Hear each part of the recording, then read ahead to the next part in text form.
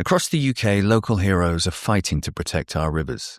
Now there's a new way to help, the ORI. A brand new award from North Atlantic Salmon Fund UK, honouring the legendary salmon conservationist Ori Vigvason and offering up to £10,000 in match funding, as well as expert support to double the impact. Apply by October the 17th. It's quick and easy. Visit NASF UK's website and fill in the form. And I'll be joining the team to decide which projects we award this year. Best of luck.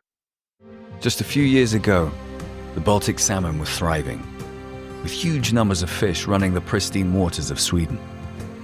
Once thought to be on the brink, the salmon bounced back and were being celebrated as a success story. However, something drastic has changed and the Baltics are once again in decline. Emilie Bjorkman and Lars Munk are fanatical salmon anglers who've committed their life to the cause. They needed to find out what was causing the salmon's acute demise, documenting it in a new film called Free Falling. Emilie and Lars joined me on this episode of The Last Salmon to talk about the significance of the Baltic salmon, how their hopes for the fish have been badly hit, and what they intend to do about it. I am very fortunate to be friends with Lars and Munk, and we fish a lot together. And we have experienced the good years with Baltic salmon and the fantastic runs, And almost more than 2 years ago, we saw a really bad decline of the salmon, and felt like we need to do something.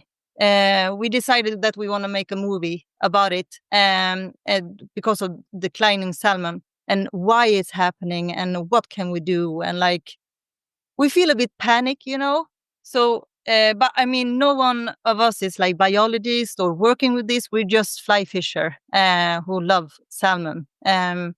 So, and to be honest, we didn't even want to do a film Free Falling. It's more like a necessary evil, if you call it like that. But I mean, what could we do when it feels almost like fishing empty rivers now?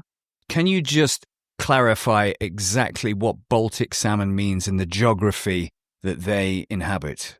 It used to be an Atlantic salmon, just like the ones we got in the North Atlantic. And during the Ice Age, it got landlocked in the Baltic. Once the Ice Age disappeared, 9,000 years ago or so, they just decided not to go back into the Atlantic. And since that, they've been Baltics.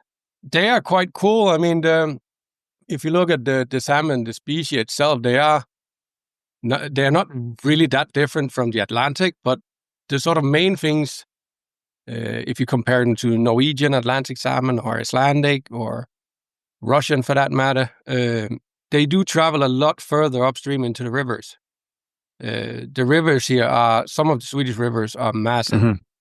When we look at my home river here, Tona River, which has the tributary of Lainio, Tärendö, and Monia River, the salmon who goes all the way up to the tundra, they're traveling somewhere between 300 and 400 kilometers just in the river. And then you add on another, 15, 16, 1,700 kilometers at sea from the area where they feed and grow in the lower or southern parts of the Baltic Sea, close to Rügen in Germany.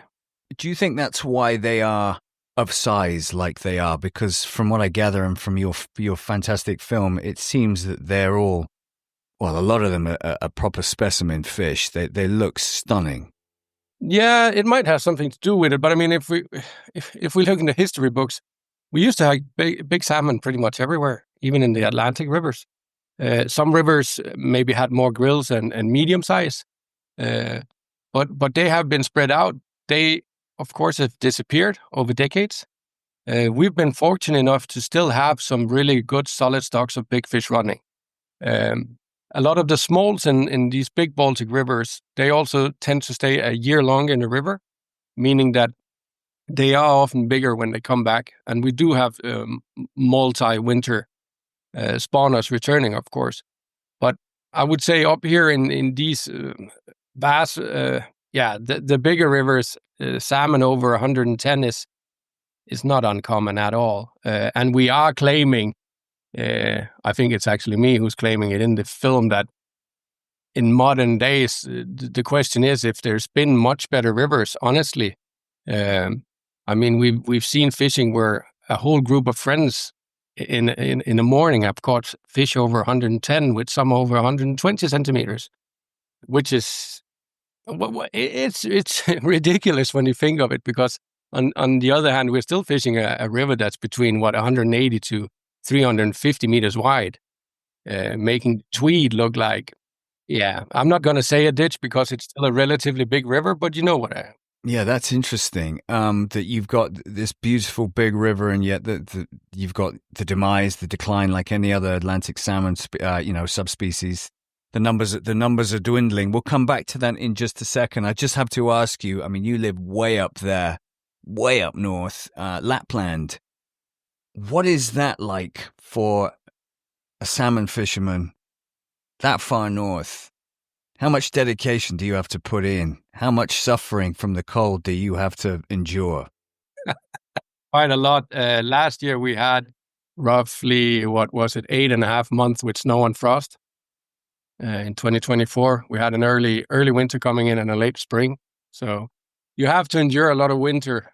But I mean, it is what it is. I love my salmon fishing. It's this thing that sort of got me rooted here. The fishing brought me here, but I got rooted here due to the salmon fishing and local culture. I don't know. I think we're all different. I mean, I used to travel a little bit, especially in the northern hemisphere. That's sort of always been my sort of place to travel. But nowadays, I'm not that bothered about the traveling. I rather want to fish at home.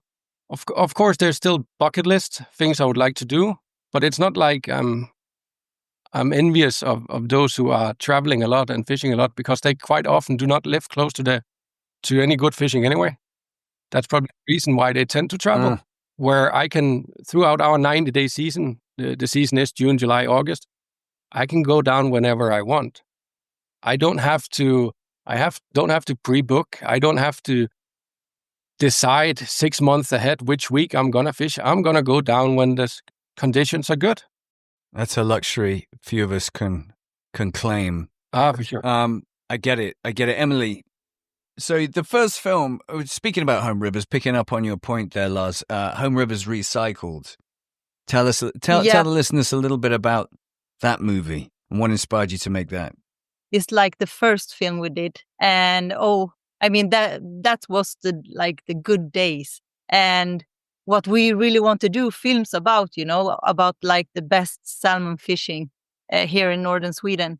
The thing is, so I started to fish after salmon when we had the good years with good runs. And so me and Ted Lugard, the filmmaker, we decided that we want to do a film about like the great return of the Baltic salmon, because in the early 80s, 90, salmon was almost like extinct. And from that time, they came back in good numbers. And I think it came out great. And I mean, that production, Emilie and Ted, they focused, of course, on the fishing, and then Emilie's story. I mean, growing up only wanting to fish, really. It was our success story. It was, yeah. I mean, me and Ted, we worked quite a lot together. We worked in these huge regional projects where a lot of our focus since 2015 has been on the fishing. A lot of folks, I mean, and I don't know if you guys have heard anything about the salmon fishing north of the Polar Circle prior to 2015. I would say a lot of people haven't. So we spent a lot of years trying to promote and actually tell people how good it was here. And that whole situation sort of got woven into the story that Ted and Emilie wanted to do with Home Rivers Recycled. And Emilie is right. I mean, there was good years in the 90s, but prior to that, you had good years after the war due to mines still floating around in the Baltic. Then the commercialized fishing started. It went skyrocket down, nearly extinct in the 80s. You had 2 good years, 96, 97, where they banned some of the fishing at sea. After that, it plummeted again. Then in the new year between 2012 and 2013, they decided on banning all drift nets in the Baltic. And all of a sudden, like a snap with the fingers, we had good runs. A year after they banned longline fishing, because you saw a lot of fishing vessels, they would then change to longline fishing instead. Then they banned that as well, and we had some really good success with that management program. With that said, good things have been done, but we're still seeing a huge decline now, it's really, really worrying. And I think we have different factors we can point at and say that these are some of the reasons, but I haven't heard anyone yet to say explicit what it is. But we know we do have like a good handful of things we could do to actually change the future. Emilie, watching you in these films, you come across as somebody like me, like many listeners, I'm sure, who has, like Lars, who has the bug, you're an addict, you're salmon obsessed. You live and breathe salmon angling and salmon conservation. How did that come about? It's hard to just like point like it should be that, but I come from a family where both my mom and dad have fished a lot. Just for the listeners and for me, actually, whereabouts do you live, and is it the same place where you were brought up? Oh yeah, so I live like more in the middle part of Sweden. So I have, how far away am I from you, Lars? 100. Yeah, you're about 1,000 kilometers. 1,000 kilometers, yeah. South. Yeah, south of Lars. Tropical Sweden. Yeah, kind of. We have pretty the same weather and snow and like that, but we don't have the salmon fishing.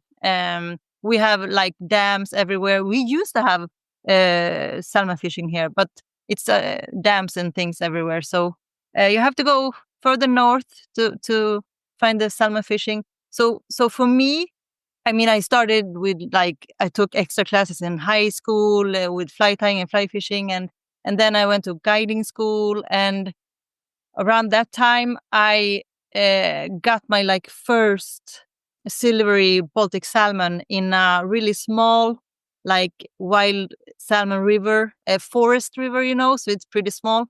And I mean, from that time, I just knew like a person say in the film, it feels like it's a fish from another planet. So since then, I've been totally hooked into salmon. And just, to be in that environment, fish 24/7 and just drive all the, gravel roads in the midnight sun. And you only eat sausage and just, yeah. So it feels like it's, yeah, that's where you feel like you're actually living. What do you do for the other 9 months of the year, Emilie? Like all the salmon angler, I tie flies. I maybe do some travel to get some kind of fishing somewhere else. You write articles. You see all the fishing films, and just surviving the winter. The long winter, it's like more, it's like a hibernation in some way, and making documentaries and making wonderful documentaries. Let's not forget that. And what about you, Lars? Well, I've done everything that Emilie mentioned, but I would say with age, I sort of also knew I needed something else in my life. Fishing was everything. That's why I'm sitting here today, really. But I needed something else to sort of fill. I've worked with fishing professionally for 15 years, run my own company, 2 different salmon camps up here. So I found hunting, which has sort of given me another huge interest, but where it's not, I don't really work with it. It's my own thing. I do a lot of hunting in the winter. Don't tie flies anymore. I am fed up with it. I got good friends who can tie for me, and then I might have to help them with some meat or venison. No, the hunting has been a really big thing for me. Great. It's inspiring to hear about these analog lifestyles that other salmon anglers lead, and bartering for meat for flies. It's great. So I'm guessing then, if both of your lives are so intertwined with angling, and you dedicate so much of your spare time to it, it must be particularly depressing in recent years, the decline of the salmon, like it is for all of us. But it feels like, and correct me if I'm wrong, Emilie, it's been very acute in a very short period of time, the demise. I know that Home Rivers Recycled was only shot, 2 years ago, 3 years ago? Yeah. And that felt a lot more hopeful as far as numbers are concerned than Free Falling. That's a big drop-off in a very short period of time. We've had the same issues, give or take. The lines are similar. The graph looks similar. Certainly for Scottish salmon, I know, and Irish salmon too, and English salmon definitely. How do you feel about that? We didn't want to do this documentary. We just want to be in the life that we love, fishing for salmon. But because in Home River, we said that we want to revisit this story in 25 years. But with this declining, we felt like we have to do something. So between the 2 and the 5, we put a dot and we revisit this story in 2.5 years. It was sort of our love story to salmon fishing. And it would be amazing to do like a 25 years later with Emilie's kids out with Emilie and fishing and all. That was sort of what we were seeing in front of us. I mean, it was really clear. But take Tawny River, I can't do the numbers for all of them. But Tawny River, we had an average of about 65,000 spawners a year in average. Best years just over 100,000 in the river. Wow. And in 2 years, our average has gone from 65,000 to 22 with 2 runs. I mean, we're missing 2/3, 2 years in a row. And I get it. You have fluctuations. And that's often what, I won't say all of our scientists, but a lot of scientists, a lot of politicians will tell us it's natural fluctuations. Yeah. I don't believe that. I don't believe it for a second. Not when it's massive like that. Just personally, I can't answer for Emilie, but last year on my behalf, I got super depressed. After, 2.5 weeks, maybe 3 of fishing in June, I didn't want to be at the river. But I also realized we work a little bit like shrinks for each other. So me, Emilie, and Ted will call each other like weekly and daily at some point, some weeks. But you needed to talk about this with your friends who understand you. And actually, I landed in, it doesn't really matter how shitty the fishing is becoming, or we need to be at the river. Yeah. It cannot only be about catching a salmon when we're there. We all know that. It should not be about that. Of course, we want to. That's the dream. That's the expectations. But we need to be there because we need to give them a voice. The panic we feel as fly fisher and also like with human beings, but also with the information from the great people being in the film. So you get the educational part of it. But I also hope it gives some kind of like a glimpse of hope, because this is a big community, and we felt after we released the film, there's many people that feel the same for the salmon, and that the community is big and strong. We're a big voice, and we need to be heard. Absolutely, I couldn't agree more. Help me understand the conservation angle and the state the rivers are in. Just paint the picture for me, Lars, if you will. So, first of all, do you still have 2 runs? You have 2 runs. Do you spring run and a backhand run, or a grilse run? Would it be and a spring salmon run? Climate has changed even here. Maybe more here than other places. I moved here into the Tawny River Valley in 2004. Yeah. Back then, we would get a proper spring flood from what we would call the highlands or the tundra, and then we would get a midsummer That's right. flood. In between there, we would get the first run of big fish early June until mid-June. Then we would get more medium-sized fish, big runs of medium-sized fish from around midsummer, which is somewhere 21st to 25th of June. Mm-hmm. They would run until maybe mid-July. And after that, we would see more grills coming.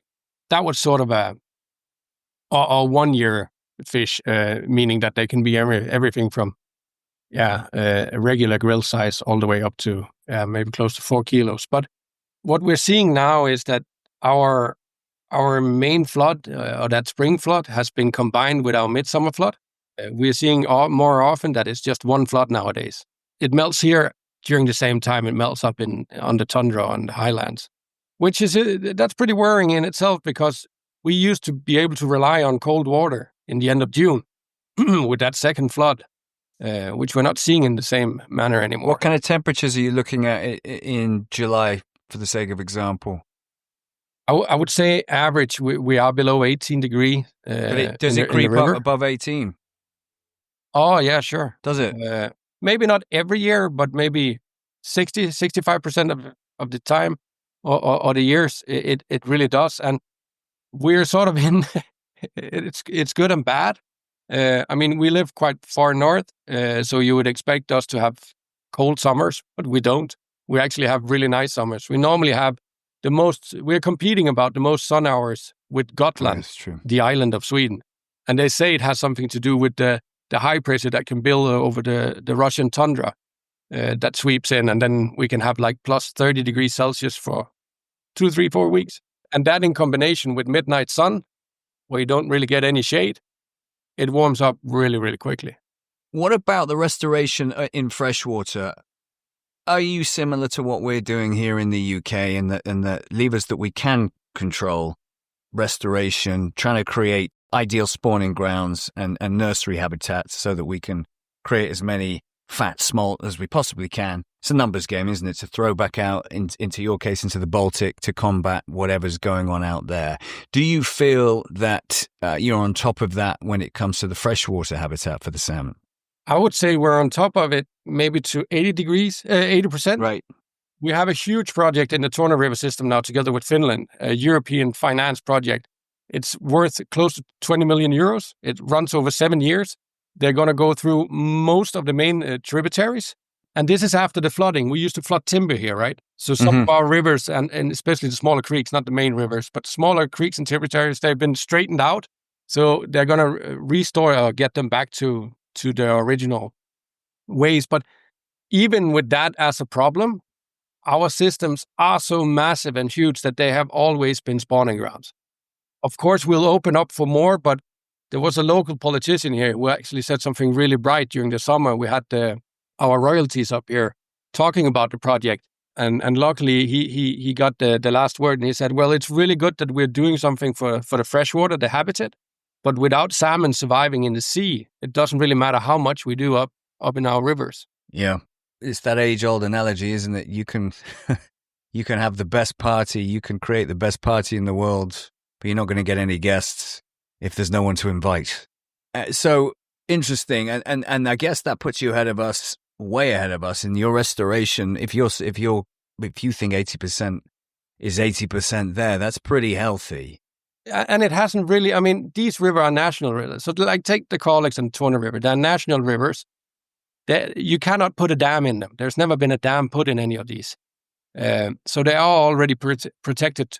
But the ditching that's been done for the forestry, that is some of the things that we can do now. It's not going to make the salmon stock explode with great numbers. We still need the spawners back. That's the main issue.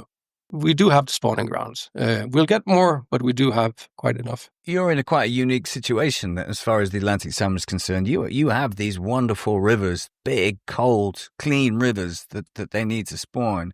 But your issue is then you're not getting the returning numbers. You're not getting the returning spawners.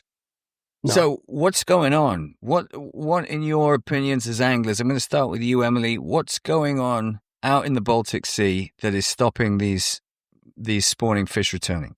I mean, obviously, there's not just one thing, as we know, but what is it? What are the top 3 culprits? It's a complex issue because you have the climate changes. You have large-scale commercial fishing for sprat and herring, and of course the bycatches from that, and the coastal fishing and everything happening out in the sea. But I think these things has been happening for a really long time. So why the drastic change now? I don't think anyone really know that. We don't know that. I would really hope that we could do some more scientists and get the smart people out there to figure this out. No, but I agree with Emilie. I mean, we have industrial trawlers that we know are catching sprout and herring, which are going to the Norwegian farms, which none of us likes anyway. That whole industry is fucking up our ecosystem everywhere. I think one of the really big issues that we have is that we still see the salmon as a resource, which I know we should in some way. Don't get me. I mean, we know what a resource the salmon can be on River Tweed or Spey or Dee, even here. I mean, tourism can bloom We can do catch and release. We can do it long-term, sustainable. But when we see it as a resource in the sea, it always ends, meaning that we can't really do commercialized fishing, catch and release, can we? And when they use, I mean, in the European Union for the Baltic Sea, they're using the MSY, meaning that the goal is to have the rivers like the Torne River and Kalix River and the others to produce 80% of smolts for the sea a year. That's sort of their goal. We want to be somewhere around 75-80% of what the rivers can produce in smolt. The management system is not based on returners. It's based on how much smolt we can spit out into the sea. And that shows me as a fisherman and a caring individual for salmon, then it's only to harvest. When we're not looking at returning spawners, I mean, they should be the ones we're counting in the management system. We should be able to say that if like a river like Torne, if there's not 40,000 salmon who's passed the counter, nothing can be killed that year. Nothing. I mean, then all of a sudden we're managing it. But as it is now, I mean, we are still trying to get catch and release to become bigger here. I mean, the fishing up here, we are, if you look at it development-wise, we haven't done tourism for that long up here. Most of the fishing for salmon in these huge rivers are still done the old way, like harling, but with lures. A lot of fish are being killed by sport fishing. That we can restrict, that we can actually do something with quite quickly. We had meetings this fall where I would say 90% of everyone we talk to are positive to restrict the numbers and go forward with much more catch and release. But we need those spawners back in the system to actually know what we're dealing with. And I mean, I've been sitting in different management groups for over 10 years, and I've actually heard scientists say one year that the maximum capacity of spawners in Torne River is 40%. Then the year after, we'll see 52,000 salmon. Then they'll just rise it to, well, the maximum capacity for the river is 55,000. The year after, we get 80. So, I mean, there's sort of no realistic hopes and expectations. I mean, some of the scientists we're talking to, especially in the first movie Ted and Emilie did, they're estimating 250,000, maybe even more spawners should be able to return a year. That's the capacity of the river and the spawning beds.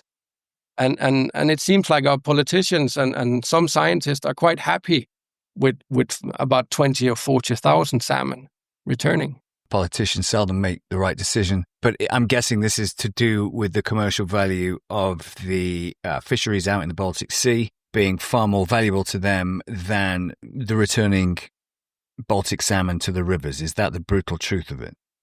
Yeah, I would say yes. So to reconcile that, because it's a tough one, isn't it? You and I and Emilie and Dara and anybody listening, it's a no-brainer. Atlantic salmon are on the demise, and we need to save them, and it's happening frighteningly quickly. So let's just stop everything that we can in order to help with that.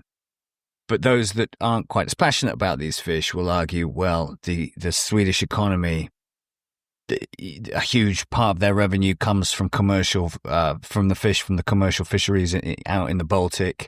A lot of people are working on those fisheries. It's a big industry. So what does it matter about a few thousand salmon? Salmon are resilient. Salmon are probably cyclical. Salmon have been here for millions of years before us. I'm not saying that you agree with that argument, and I certainly don't, but you can see where they're coming from. So what's the middle ground if we have to compromise? I think a good place to start is, if we want to look at it as a resource and as a economy carrier, you have to look at the total picture. And we're not doing that when it comes to salmon caught by sport fishermen or fly fishermen in the rivers, because we have not accumulated all the revenue. If we would start putting it all together, what Atlantic and Baltic salmon in total bring in of revenue, I'm not just talking about the tourist or the locals or the license or the pumps at the gas station. I'm talking about tackle, hours spending with instructors, you name it. If we would look at the numbers that way and get a total revenue, I guarantee you that around the Baltic Sea, the fishing done in the rivers, the total revenue is so much bigger than the total revenue of our commercialized fishing. And I mean, to be honest, I come from my dad was a commercialized fisherman on the Danish West Coast. I grew up with it. I'm not against commercialized fishing and never have been. I think in the perfect world, the only fish we would eat would be the ones we caught ourselves or locally caught by small vessels. That's my perfect picture of the world. I think it's all this overscaled, huge trawlers. I mean, we know trawlers are getting into trouble because they can't keep to the quota. Then they re-register in a different country, and they can keep at it.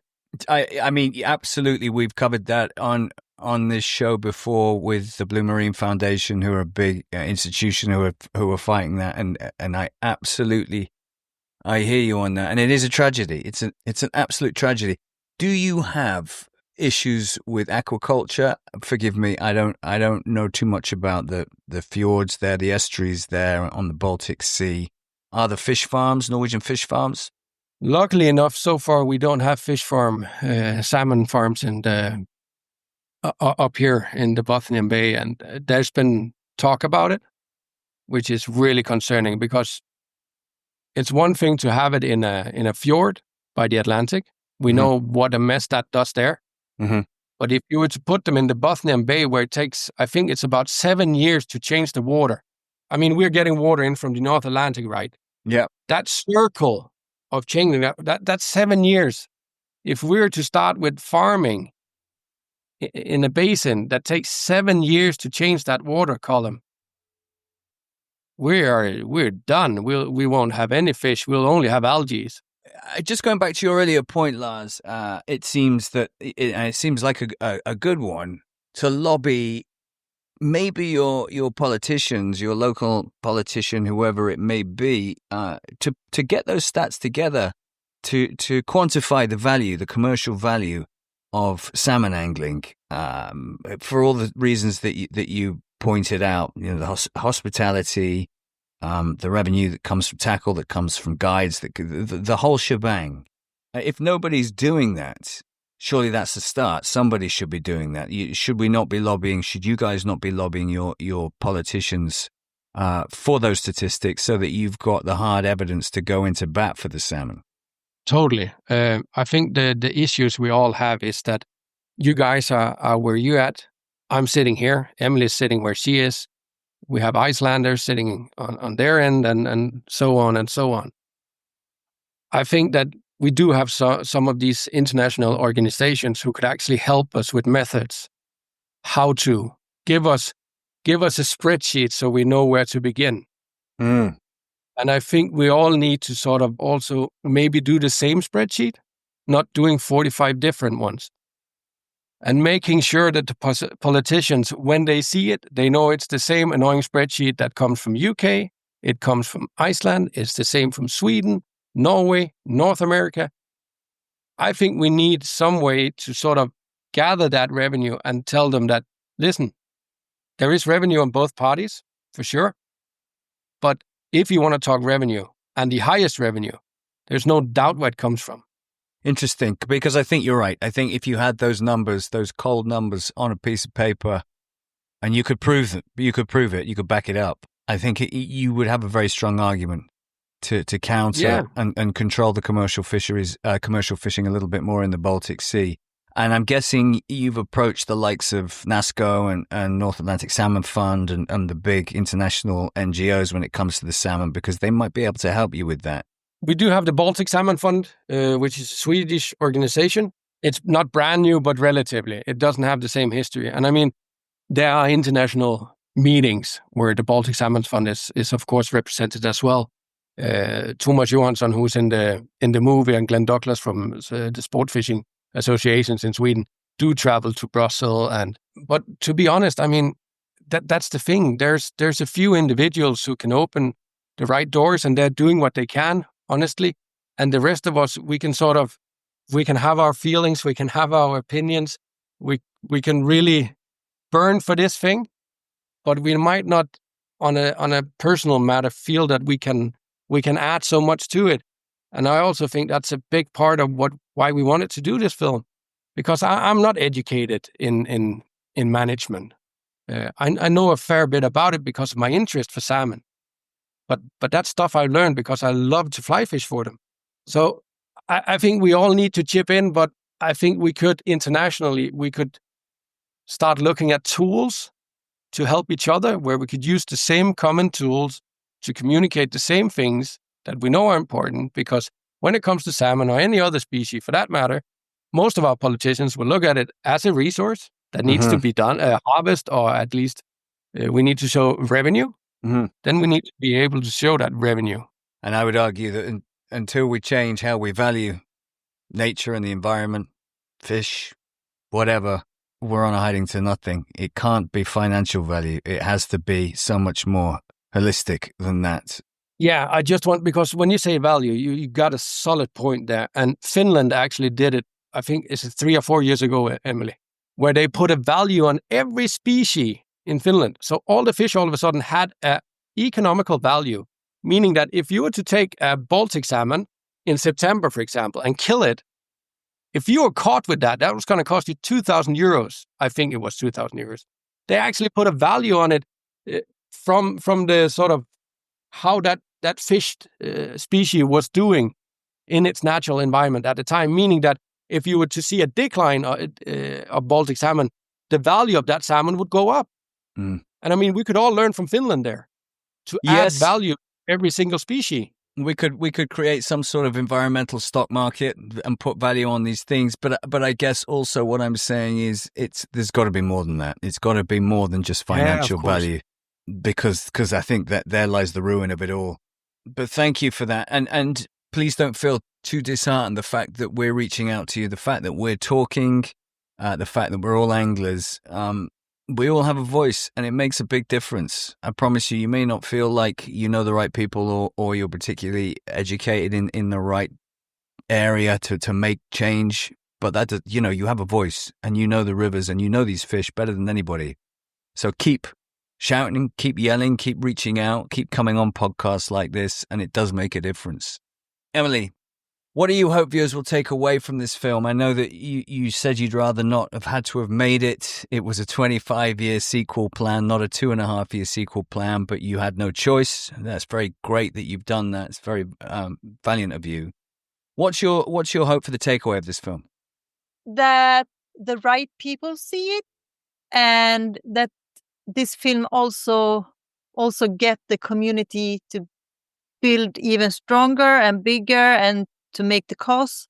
Salmon is a important fish for so many, both in the ocean, in the rivers, in the valleys. I mean, and for fishers and the nature, and I just feel that I hope with the film help the salmon. There was a lovely bit at the end of this film, and it was really simple and I think really effective. It was something like some words come up on the screen. If you want to help, maybe you could think about doing these things. I know one of them was about fish handling. One of them was about catch and release. Can you remind me what the others were? There were some really simple but powerful messages there. Yeah, exactly. And the other one was don't eat farmed salmon and don't fish over 18 degrees Celsius. Right. Keep fishing, communicating salmon. Yeah, keep being by the river. God damn it.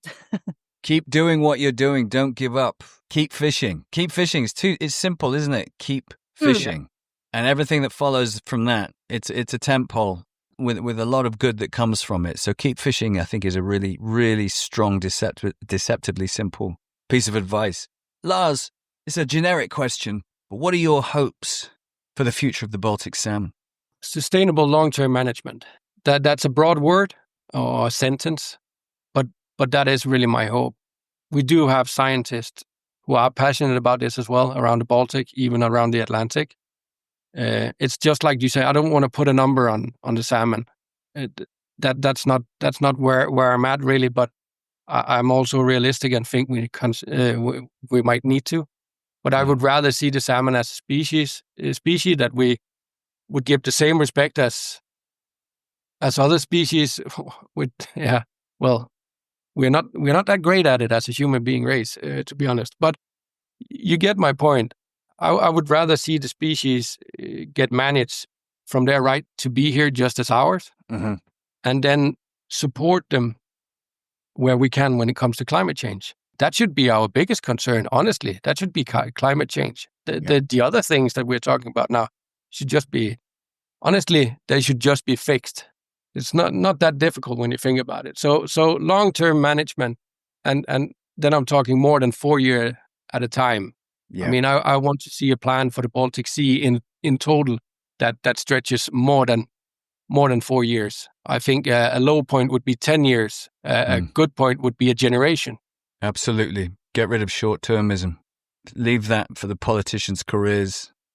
Get them to put some policies in place that last longer than their paychecks. Okay, we ask our guests 3 questions at the end of our conversation. Emilie, I'm going to start with you.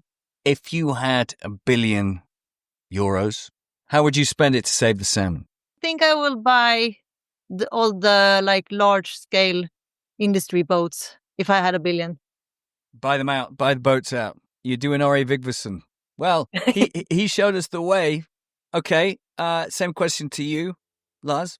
If Emilie is buying all of them out, then I want to spend my $1 billion at forced education to youngsters about our ecosystem, about our fish species. Because they are the ones who have to take this torch after us. And I think that is really important. We need to get that next generation to focus on these things as well, prior to them actually discovering it. They need to know about it. So I think if she has $1 billion to do that, I'll spend my $1 billion on education. You're investing in the future. I love it. Next question, Emilie. You don't have $1 billion. Let's bring it back into the real world. How would you save the salmon? I'm not good at anything really, so I'll probably keep doing what we do and make documentaries to make people aware of the problem and how to solve them and just be by the river. Communicating, keep educating, keep spreading awareness. Absolutely. What about you, Lars? Totally on board with that. We know fishing. We know how to spend time together, enjoying ourselves. Make sure we can talk about tragic stuff, but still making sure to sort of send a message that even though it's sad right now, we have to be there and we have to enjoy each other's company. We have to try and then communicate it. Sometimes we, as salmon fly fishers or fly fishers, we can put ourselves on a pedestal and sort of things we have. Sometimes we might believe we have rights or some certain rights. But of course, if the stock is not there, we need to take that step back. We need to let these stocks gain in strength. Yeah. That doesn't mean we can't fish. I mean, up here, in the rivers, we do have trout, we do have grayling, we do have pike. We can still be out there. We can still watch them. It's not as fun, but if that's what it takes, of course. Because honestly, none of us want to be that jerk who catches the last one. Nobody wants to be the person who catches the last salmon. I couldn't agree more. Final question, Emilie. But it's your last day on Earth, hypothetically. Where would you fish and with who? Sorry, Lars, and that, but I have to say, I have to say with my daughters, because they really love fishing. How old are your daughters? My youngest is 4 and the other one is 6. My 6-year-old daughter was in the home river. She went out yesterday, caught out like a kilo brown trout yesterday, and she's really into fishing. So I really would fish with them. I think that's best because they're gonna watch this one day. I have to say the family. Yeah. What a great last day that would be. Well, a bittersweet last day that would be. And what about you, Lars? No, I'm totally on board. It would be wife and kids.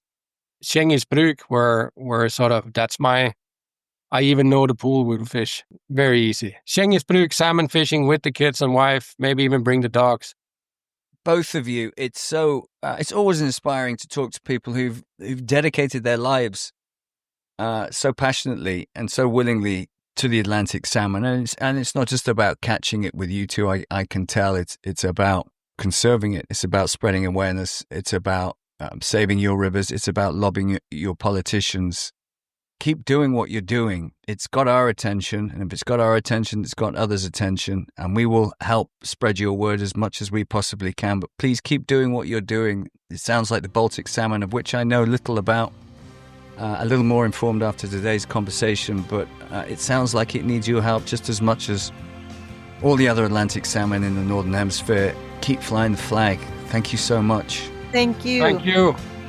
My thanks to Emilie Bjorkman and Lars Munk for joining me. And on the next episode of The Last Salmon, we hear from Guido Ra, a remarkable man who was key to saving the salmon in the Kamchatka in the Russian Far East. I flew over and went to Kamchatka, and that opened up an area of 20 years with the Russian scientists exploring the rivers of Kamchatka. But it is so beautiful. The rivers are made for salmon. And he explains why establishing salmon strongholds is vital to their future survival. There has to be, in this broader strategy, an effort to prevent the last good rivers from being damaged. This is a piece of any broad strategy to save wild salmon. Listen and follow The Last Salmon on Apple, Spotify, or wherever you get your podcasts. And remember to keep in the fight for our salmon. The Last Salmon Season 2 is supported by the Missing Salmon Alliance.